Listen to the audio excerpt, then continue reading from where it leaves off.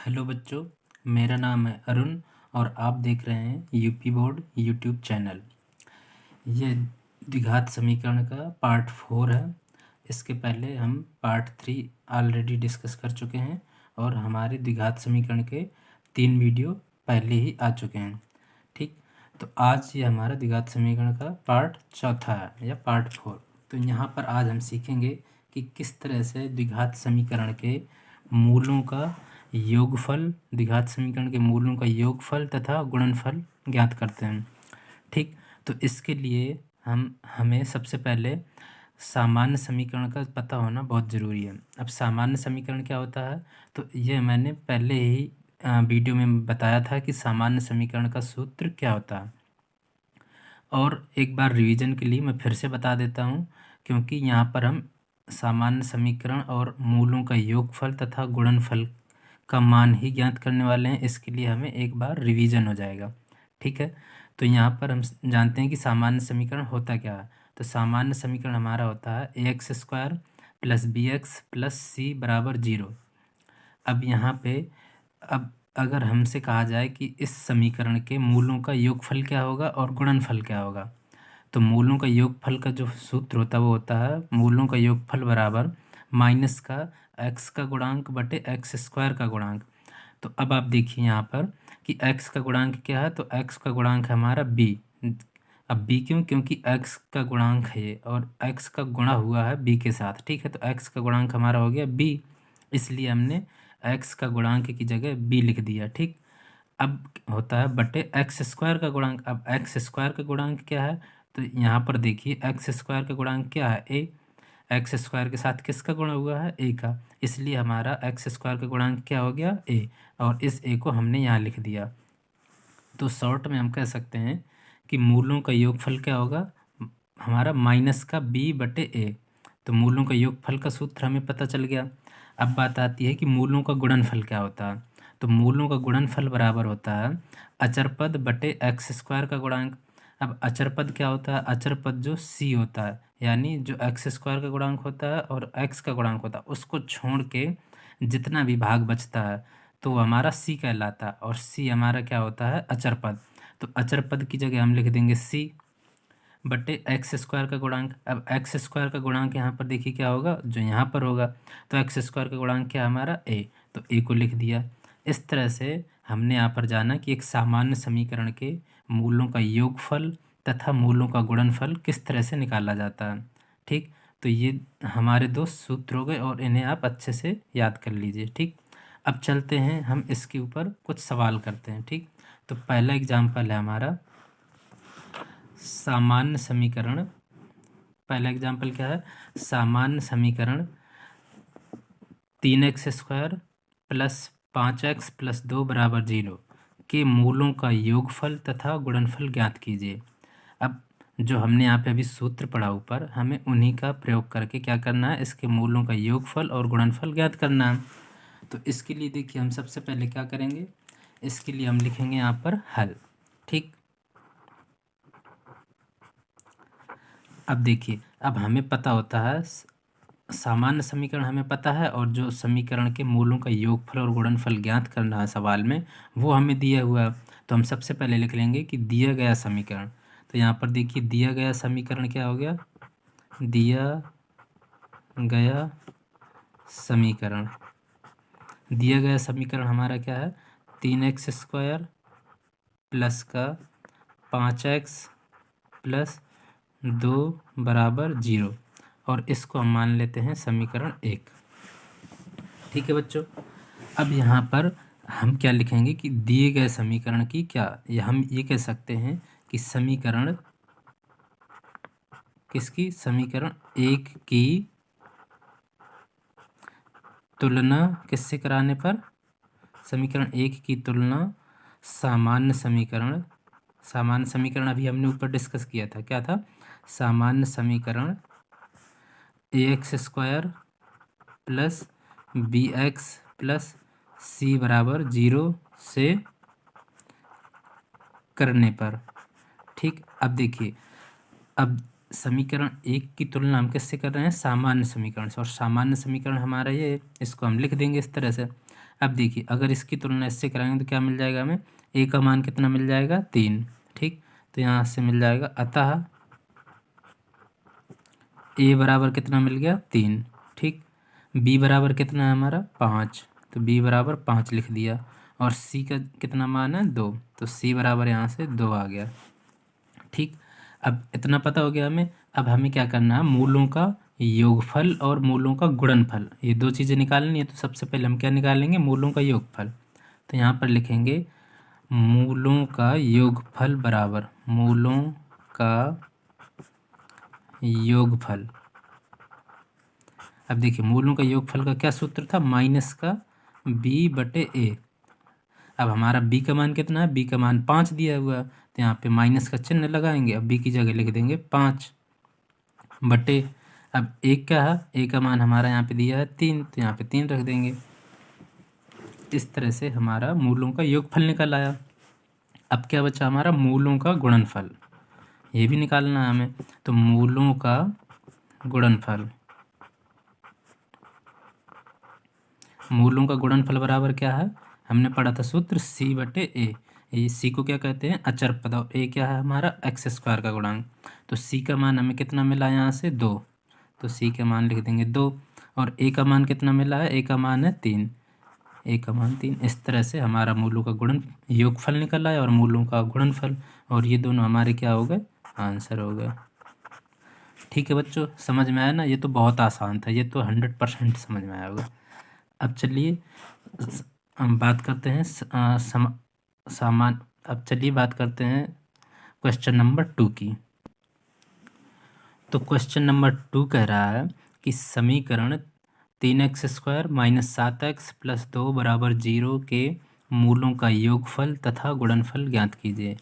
तो इसको भी देखिए, जैसे पहले वाला सवाल किया हमने उसी तरह से इसको भी हल करेंगे। तो इसको लिखेंगे हल, और दिया गया समीकरण हमारा क्या है, दिया गया समीकरण क्या है, 3x² - 7x + 2 = 0। इसको लिख देंगे समीकरण 1, और फिर लिख देंगे और फिर क्या करेंगे, यहाँ पे लिखेंगे समीकरण एक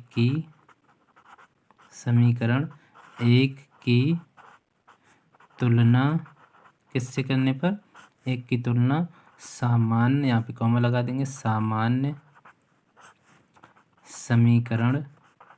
क्या होता है सामान्य समीकरण हमारा, ax² + bx + c = 0 से करने पर। ठीक, अब जब इसकी तुलना करेंगे तो ए का मान बताइए, यहाँ से फटाफट क्या होगा, ए का मान हो जाएगा 3, ए बराबर 3 आ गया। तो जब हम ए बराबर इस सामान्य समीकरण से इसकी तुलना करेंगे समीकरण 1 की, तो मिलेगा ए बराबर 3, बी बराबर कितना मिल जाएगा, यहाँ से बी बराबर देखिए -7, तो बी बराबर हो गया -7। सी बराबर क्या हो गया, सी बराबर हो गया 2। अब हमें पता है क्या, मूलों का योगफल कितना होता है, मूलों का योगफल कितना होता है, मूलों का योगफल होता है माइनस का बी बटे ए। तो -b बटे ए, माइनस का चिन्ह, बी का मान कितना -7, तो जब यहाँ पे -7 रखेंगे और ए का मान हमारा 3, तो ये 3 रख देंगे, तो ये माइनस माइनस हो जाएगा प्लस, तो ऊपर क्या बचेगा 7/3। एक आंसर ये हो गया। और मूलों का योगफल तो निकाल लिया हमने, तो अब क्या निकालना है, मूलों का गुणनफल। मूलों का गुणनफल का क्या सूत्र होता है, c/a। अब c का मान हमारा यहाँ से 2 है, तो यहाँ पे 2 रख देंगे, a का मान है 3, तो a का मान 3 रख देंगे, और यही हमारा क्या हो गया, सवाल 2 का आंसर हो गया, 7/3 और 2/3। तो बच्चों सवाल नंबर 3 कह रहा है समीकरण px² - qx + r = 0 के मूल अल्फ़ा और बीटा हैं। तो 1/α + 1/बीटा का मान ज्ञात कीजिए। ठीक, और ये वाला क्वेश्चन आपका बहुत ही इम्पोर्टेंट है, और 2021 में इसके आने के बहुत ज़्यादा चांसेस हैं। ठीक है, तो इसको बहुत ही अच्छे से समझना है और पूरा का पूरा समझना है। ठीक, यहाँ पे किसी भी तरह की चूक नहीं होनी चाहिए। तो अब देखिए इसको कैसे हल करेंगे, तो यहाँ पर लिखेंगे सबसे पहले हल। ठीक, हम इसको बहुत ही अच्छी तरह से हल करेंगे ताकि बोर्ड की एग्ज़ाम में आए, बोर्ड की परीक्षा में आए तो आपको पूरे के पूरे नंबर मिले। ठीक है, तो इसको कैसे हल करेंगे, यहाँ पर सबसे पहले लिखेंगे दिया गया समीकरण। ठीक, दिया गया समीकरण, दिया गया समीकरण। अब दिया गया समीकरण क्या है हमारा, पी एक्स स्क्वायर माइनस का क्यू एक्स प्लस का आर बराबर 0। इसको लिख देंगे समीकरण 1। ठीक, अब यहाँ पर लिखेंगे समीकरण 1 की तुलना किससे करने पर, सामान्य समीकरण। सामान्य समीकरण अब तक तो आपको रट गया होगा। सामान्य समीकरण क्या होता है बताओ, ए एक्स स्क्वायर प्लस का बी एक्स प्लस सी बराबर 0 से करने पर। ठीक है बच्चों, अब जब समीकरण 1 की तुलना सामान्य समीकरण से करेंगे तो हमें क्या मिलेगा, यहाँ पर मिलेगा ए का मान कितना, ए का मान मिल जाएगा पी। ठीक, बी का मान क्या मिलेगा, बी का मान मिल जाएगा माइनस का क्यू, तो यहाँ पे माइनस का क्यू लिख देंगे। सी का मान मिल जाएगा, सी का मान कितना आर, यहाँ पे आर लिख देंगे। ठीक, अब यहाँ पे सवाल में कहा हमसे कि समीकरण P X square minus Q X plus R बराबर 0 के मूल क्या हैं, अल्फ़ा और बीटा। इसके मूल दे दिए हैं। ठीक है, अल्फ़ा और बीटा। तो अब हम क्या जानते हैं, मूलों का योगफल क्या होता है, तो मूलों का योगफल क्या होता है, मूलों का योगफल, मूलों का योगफल निकालना हमें, तो मूल क्या है हमारे, मूल क्या दिए हैं अल्फ़ा और बीटा, तो इनका योगफल निकालना तो हम कर देंगे अल्फ़ा प्लस बीटा, यानी योगफल का मतलब क्या होता है, जोड़। तब जब मूलों का योगफल निकालना तो इन दोनों को हमने जोड़ दिया और इसका क्या होता है सूत्र, माइनस का बी बटे ए। तो यहाँ पे लिखेंगे माइनस का बी बटे ए। अब देखिए माइनस का चिन्ह है और बी का मान कितना है, माइनस का क्यू, तो यहाँ पे लिख देंगे अंदर माइनस का क्यू बटे, अब ए का मान क्या है पी, तो यहाँ से ए का मान पी हो गया।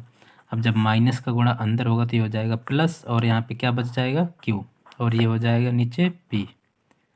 ठीक है बच्चों, तो मूलों का योगफल अल्फ़ा प्लस बीटा बराबर हमें क्या मिल गया, क्यू बटे पी। अब हमें क्या निकालना पड़ेगा, अब हमें निकालना पड़ेगा मूलों का गुणनफल। ठीक, तो मूलों का गुणनफल यहाँ पर लिखेंगे। मूलों का गुणनफल क्या होता है, इसका सूत्र आपको पता ही होगा। तो मूलों का जब गुणनफल करेंगे तो क्या करेंगे, अल्फ़ा और बीटा को गुणा करा देंगे, तो हम यहाँ पे लिख देंगे अल्फ़ा और बीटा बराबर, सूत्र क्या होता है इसका, सी बटे ए। अब सी का मान हमारा यहाँ से क्या है आर, तो यहाँ पे आर रख देंगे। ए का मान है पी, तो ए का मान पी रख देंगे। इस प्रकार हमें क्या मिल गया, मूलों का योगफल मिल गया और मूलों का गुणनफल। ठीक, अब हमें क्या करना है, हमें निकालना है 1/अल्फ़ा प्लस 1/बीटा का मान। ठीक, तो अब नीचे आते हैं और यहाँ पे लिखते हैं 1/अल्फ़ा प्लस 1/बीटा। अब देखिए इसको एक भिन्न की तरह पहले हल कर लीजिए। तो जब नीचे भिन्न की तरह हल करेंगे तो क्या होगा, यहाँ पे हल कर लेते हैं।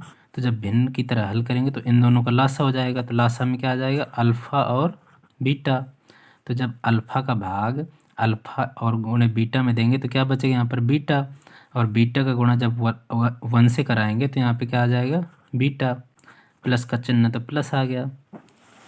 अब देखिए जब बीटा का भाग देंगे अल्फ़ा गुणे बीटा में तो बीटा से बीटा चला जाएगा, क्या बच जाएगा यहाँ पर अल्फ़ा, और जब इस अल्फ़ा को 1 से गुणा कराएंगे तो क्या मिल जाएगा अल्फ़ा। ठीक, तो अब बराबर यहाँ पे करके लिखेंगे अल्फ़ा प्लस बीटा बटे अल्फ़ा इंटू बीटा। अब यहाँ पर देखिए अल्फ़ा प्लस बीटा का मान हमने निकाला कितना, क्यू बटे पी, तो यहाँ पे रख देंगे क्यू बटे पी बटे, और अल्फ़ा गुणे बीटा का मान कितना निकाला है आर बटे पी, तो इसका मान रख देंगे आर बटे पी। ठीक, अब देखिए हमने पहले ही बताया है कि गुणा इसका कैसे करते हैं, ऊपर वाली संख्या को नीचे वाली से गुणा करते हैं। ठीक है, और नीचे वाली को इससे गुणा करते हैं। तब देखिए यहाँ पे क्या क्यू, और क्यू का गुणा पी से हो जाएगा, तो यहाँ पे हम बराबर क्या लिखेंगे, क्यू का गुणा जब पी से होगा तो क्यू गुणे पी। ठीक, बटे अब इस पी का गुणा आर से हो जाएगा, तो यहाँ पे लिखेंगे पी गुणे आर। अब देखिए p यहाँ पर भी है, p यहाँ पर भी है, तो ये दोनों क्या होगा, कट जाएगा और बराबर क्या मिल जाएगा हमें, q/r। ठीक, तो यहाँ पे लिख देंगे q/r। अब देखिए हम क्या लिखेंगे, अतः यहाँ पर लिखेंगे अतः 1/अल्फ़ा प्लस 1/बीटा बराबर क्या मिला हमें मान, q/r। और यही हमारा आंसर हो गया। ठीक है बच्चों, अच्छे से समझ में आया ना। अब अगर समझ में आया है तो वीडियो को लाइक कर दीजिए, चैनल को सब्सक्राइब कर दीजिए और बेल आइकन पर क्लिक कर दीजिए, जिससे आगे आने वाला वीडियो आपको सबसे पहले मिल सके। ठीक, और अपने दोस्तों के साथ इसको शेयर भी कर दीजिए। और देखिए ये हमारा द्विघात समीकरण का पार्ट 4 है, और अगर आपको इसके पहले के तीनों पार्ट देखना है तो इसके लिए नीचे डिस्क्रिप्शन में चले जाइए, वहाँ से द्विघात समीकरण के तीनों पार्ट मिल जाएंगे आपको। और वहाँ पर जो हम त्रिकोणमिति स्टार्ट कर दिया हमने, उसके भी 2 लेक्चर आ चुके हैं हमारे, तो वो दोनों वीडियो भी आपको वहाँ पे मिल जाएंगे और उनको जाकर आप अच्छे से शुरुआत से देख सकते हो और अच्छे से समझ सकते हो सारी चीज़ें। तो ठीक है बच्चों, धन्यवाद, थैंक यू।